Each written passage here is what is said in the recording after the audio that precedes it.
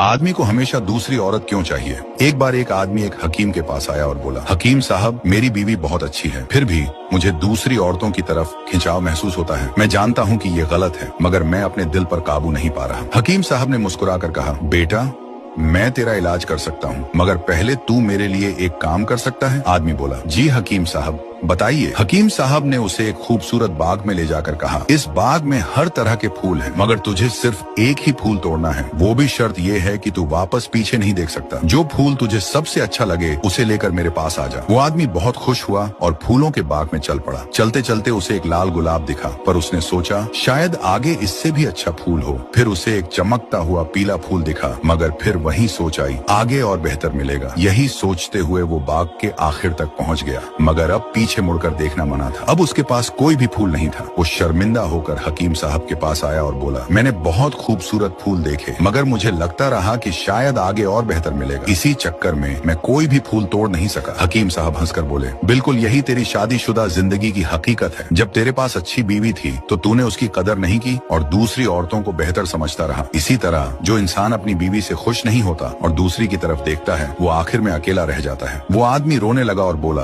अब मैं समझ गया हकीम साहब, काश मैंने शुरू में ही उस गुलाब को चुन लिया होता। अल्लाह ताला हमें अपनी बीवी और अपनी नियामतों की कद्र करने की तौफीक दे। आमीन।